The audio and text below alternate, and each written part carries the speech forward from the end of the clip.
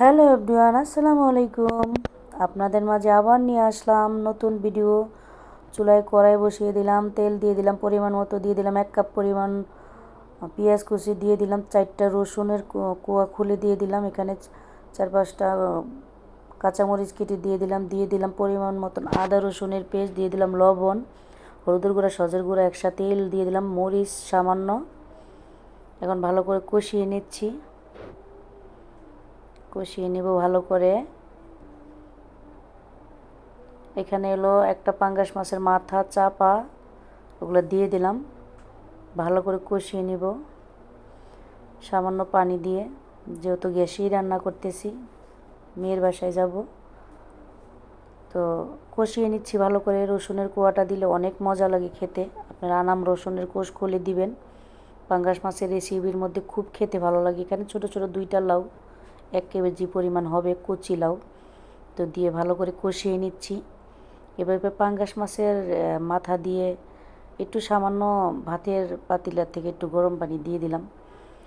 এভাবে কে পাঙ্গাস মাছের মাথা দিয়ে লাউ খেতে ভালোবাসেন অবশ্যই আমাকে কিন্তু কমেন্টে জানাবেন।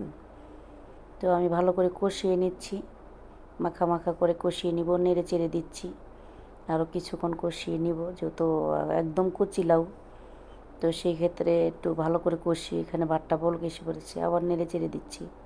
মাছটাও ভালো করে কষিয়ে নিলাম, তো কষিয়ে নিলাম ভালো করে, বারবার আমি নাড়াচাড়া দিচ্ছি। তো এখানে এখন হলো পানি দিয়ে দেবো, কুসুম গরম পানি ছিল আমার, ওগুলাই দিয়ে দিচ্ছি।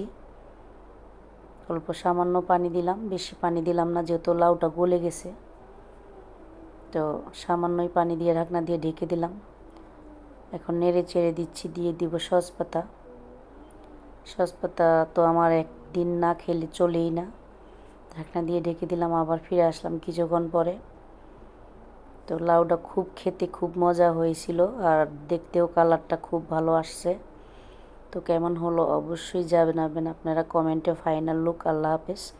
যারা আমাকে ইউটিউব থেকে দেখছেন, ইউটিউব চ্যানেলের নাম নাজমা রান্নাঘর, অবশ্যই সাবস্ক্রাইব করে